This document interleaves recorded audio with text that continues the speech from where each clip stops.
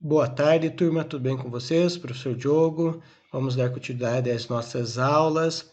Como é que vocês estão? Estão acompanhando as aulas Paraná? Estão acompanhando as aulas lá na TV, no aplicativo?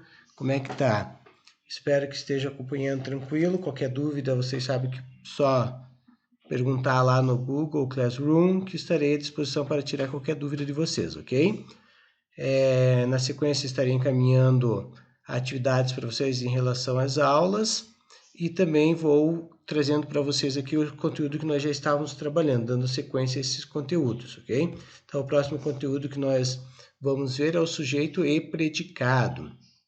Em geral, a oração apresenta dois termos considerados essenciais. Observe o exemplo a seguir. Então, nós temos a romântica cidade de Paris, abriga um espaço reservado aos góticos vampiros. Para nós sabermos quem que é o sujeito, quem é o predicado, nós vamos sempre fazer uma perguntinha o que ou quem para o verbo. Então, nós precisamos achar primeiramente aqui nessa frase o verbo abriga, de verbo abrigar, tá? Achando o verbo, nós vamos fazer aquela perguntinha então. O que ou quem abriga um espaço reservado aos góticos vampiros? A romântica cidade de Paris é a nossa resposta. Então, a nossa resposta para essa pergunta, nós vamos chamar de sujeito. E o restante aqui, nós vamos dizer que é o nosso predicado, ok? Então, nós temos o sujeito como sendo o termo da oração sobre o qual se declara algo, e temos o predicado sendo o que se declara sobre o sujeito. Então, o predicado faz uma declaração sobre o sujeito e o sujeito é o que se declara algo sobre ele, ok? Então, nós temos aí esses dois termos, tá? Sujeito e predicado. Na sequência, então, aqui como identificar o sujeito, que eu já falei para vocês, de uma oração, como identificar o sujeito de uma oração, basta fazer a pergunta quem ou o que é o verbo. Exemplo, quem abriga um espaço? Sujeito, a romântica cidade de Paris. Tá? É importante observar que o verbo concorda com o sujeito ao qual se refere. Exemplo, a menina chegou atrasada. Aqui nós podemos fazer também um teste da seguinte forma, para ter certeza de que a menina aqui é o nosso sujeito. Como que eu vou fazer? A primeira que eu passei para vocês é fazendo a pergunta o que o quem, né? Quem chegou atrasada? A menina. Vamos tirar uma prova real para saber se realmente a menina é o nosso sujeito. Vamos colocar a menina no plural, as meninas. O que vai acontecer com o verbo? O verbo vai continuar chegou? Vamos ver? As meninas chegou atrasada. Não dá, né? Então, as meninas chegaram. Vejam que a menina, quando eu alterei para o plural, o verbo chegou também se modificou. Então, o sujeito ele tem o poder de modificar o verbo. Se ele modifica o verbo, nós sabemos que é o sujeito. Tá? Então, essa é uma outra forma de identificarmos o sujeito.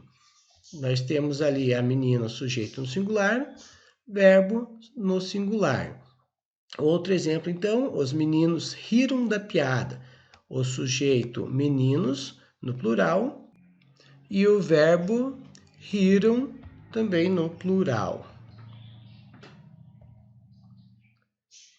Em português, a ordem mais comum de ocorrência do sujeito é antes do verbo. Então, a sequência comum, no caso a gente fala que é a sequência direta, é sujeito, verbo e complemento. Esse é o mais comum na língua portuguesa. Nós temos ali o preço da passagem de ônibus subiu muito. Então, o preço da passagem de ônibus é o nosso sujeito, subiu o nosso verbo.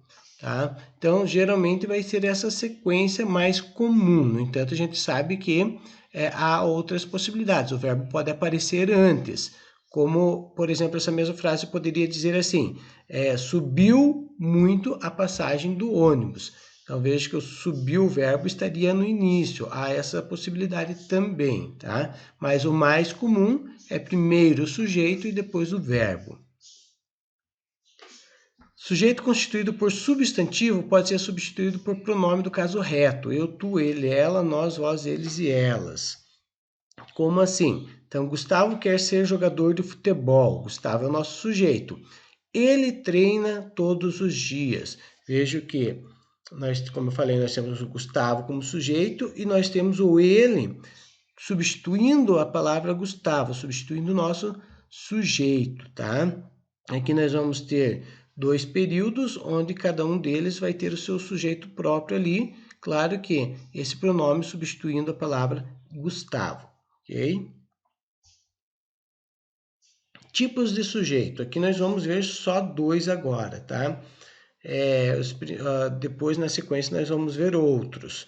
Então, na verdade, 3. Nós vamos ver 3 agora, que é o sujeito simples, tá? A palavra mais importante denomina-se núcleo. Então, quando nós temos na nossa palavra, nosso sujeito, quando nós temos nosso sujeito, aquela palavra mais importante, que não pode fazer falta ali no sujeito, nós vamos dizer que ele é o nosso núcleo. Então, a minha melhor amiga mora no Rio de Janeiro. Aqui a nossa palavra mais importante é a palavra amiga. Então, aqui é o nosso núcleo do sujeito. Amiga é o nosso núcleo do sujeito. Quando nós temos apenas um núcleo do sujeito, nós vamos dizer que esse nosso sujeito é um sujeito simples. Quando o sujeito apresenta um único núcleo, ou seja, uma só palavra principal, denomina-se sujeito simples. Exemplos. Vamos ver outros exemplos aqui. Cachorro perde pelo no verão. Nosso sujeito, cachorro, o núcleo, cachorro. A palavra mais importante, cachorro. Cachorros perdem pelo no verão. A mesma coisa, cachorros é o nosso sujeito e também o nosso núcleo. Todo cachorro perde pelo no verão. O nosso sujeito aqui agora é todo cachorro, no entanto, a nossa palavra mais importante nesse sujeito é a palavra cachorro. Por isso que cachorro continua sendo o nosso núcleo do sujeito.